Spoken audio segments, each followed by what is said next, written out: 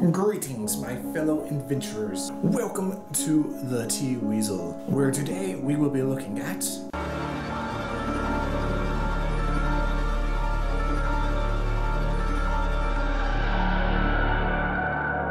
that's right, you guessed it, Hilda the Mountain King. I am super excited for this one. I absolutely love the show Hilda. Wait there, Mr. Adventurer. Didn't you say TV show? I thought you did movies. Correct, I did say TV show. But Hilda the Mountain King is a movie, thus allowing me to do this video. This movie picks up immediately after the cliffhanger ending of season 2 of Hilda. So if you have not seen Hilda yet, go watch it. It'll make everything make more sense. Before we dive into the movie, I want to talk about the tea. What you want to do is make a peppermint tea because that's what Hilda's mom always makes for her. In addition to the peppermint tea, make a couple cucumber sandwiches. You can make the tea either hot or cold, it does not matter. Once all of that's done, make sure you put your sandwich in a spoiler-proof Tupperware container, your tea in your favorite thermos, and set off on an adventure.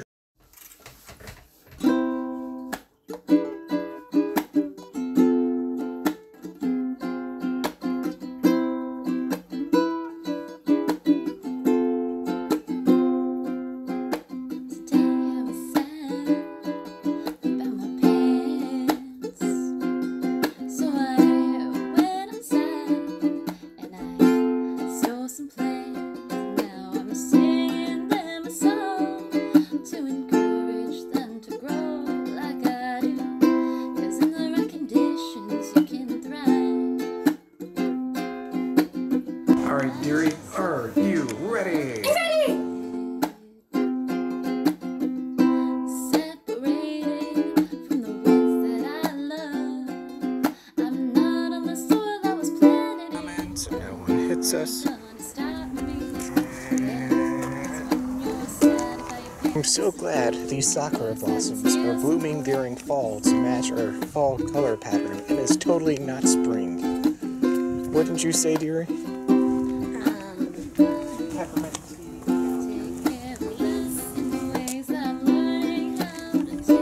Wait, how are we gonna watch the Hilda movie from here? Didn't think about that. You want to just turn the TV around outside and watch it from outside our house? Alright, let's go back home, I guess. Adventure!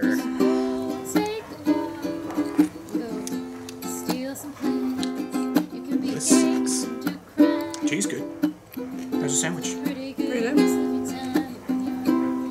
Wish we had a lawn, so we weren't just standing looking out our window.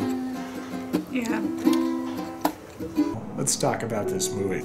It starts out with Hilda still being a troll and the little Baba baby thing being human. Hilda's entire story arc throughout this movie is trying to become a human again so she can go back to her mom.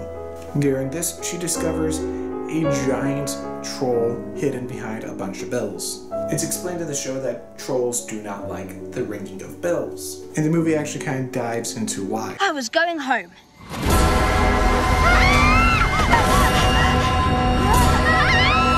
The large troll trapped plays off a reason why he's trapped about, humans' hate and prejudice towards trolls. He tricks her into freeing him. He gathers up all the trolls that hate humans. During this time, Hilda's mom is out every night looking for Hilda. Why every night? That's because during the daytime, trolls turn into rocks, and at night they walk around again. And the fact that most of this movie takes place at night is the one thing I really don't like about it. But I'll get back to that in a second. In a last-ditch effort, Hilda's mom teams up with the show's antagonist. And he is just the most annoying character in the show. Like, you know people who are like him, and you do not like these people. The ones that just kind of fail up.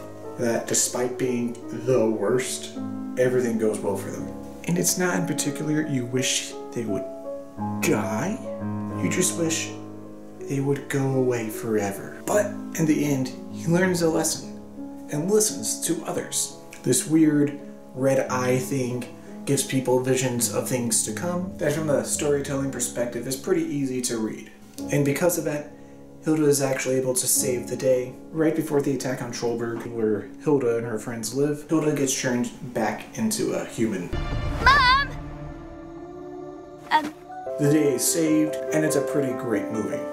Again, I love the TV show, and the movie is fantastic. However, there are a couple things I have issues with. The biggest one for me is it's all at night. Why is that an issue, you might ask? Well, I'll tell you. The TV show Hilda has this great fall autumny color palette to it, with the exception of Hilda's hair, which makes her stand out since it's blue. Unfortunately, because this all takes place at night, you really can't see that color palette. It becomes like this dark bluish and white colors, which is fine, I guess, but that color palette we all love is gone. In the first season, it's really setting the world with all these great mythical creatures. There's rock trolls, admin-loving elves, Ventura, these little vegetable dudes, and I absolutely love them. Forest giants, and proper giants. Would you ever up a proper giant this way? I bet not. Oh, listen to me, calling them proper giants. There's these creatures called tontos, which live in the space in between things of a house that make this separate room. And other things, but like, they really don't appear that much in it, so I'm just not gonna mention them. And sadly, all those friends she has made, including some of those mythical creatures, barely have anything to do in this movie. David and Frida, her two human friends, really don't do anything in this movie. They tried to undo the troll magic, but nothing happens. Wait, whose bodies are we swapping? Hilda's! She's been swapped with a troll changeling child, and we need to change her back. Ah, that's not going to work, I'm afraid. What? Why? Troll magic. It's just, works differently. You can't counter a troll spell with witch magic. They don't combine. At all. Their entire arc in this movie seems more like a filler, or just to keep them in the movie so they stay relevant for like season 3. Alpha, the admin elf, who's absolutely just splendid. He's the kind of person that would give you a hand with your admin work. It's out of my hands! And I don't even have hands! But all these characters really don't do anything in it, which is a shame because their dynamic in the show always makes it really fun. The show is super relaxing, low stakes, I think you can watch and unwind too. And this movie is not like that. Now that being said, I think that's a good thing. This movie should have stakes to it. The dialogue, the plot, everything in this movie is great. The stakes in the movie aren't super intense, but they're real. If you're a fan of a TV show, then you desperately want to see Mom and Hilda get back together. And when they do, it is just super exciting. You know the movie's good when you want to see more of characters, like Twig, just the most adorable creature ever, and more of the original artwork. This movie is great. I cannot iterate that enough. Is it as good as the TV show? No. But will it tie you over till season 3? Oh yeah. And if you're feeling super stressed, burns out, and just strung up, then go on and watch season 1, 2, and then Hilda and the Mountain King. Even Eric, the movie in season 2's antagonist, becomes a better person at the end. And hopefully we never have to see him again. Anyway, until next tea time, have a relaxing cup of tea, go on an adventure, and watch a movie.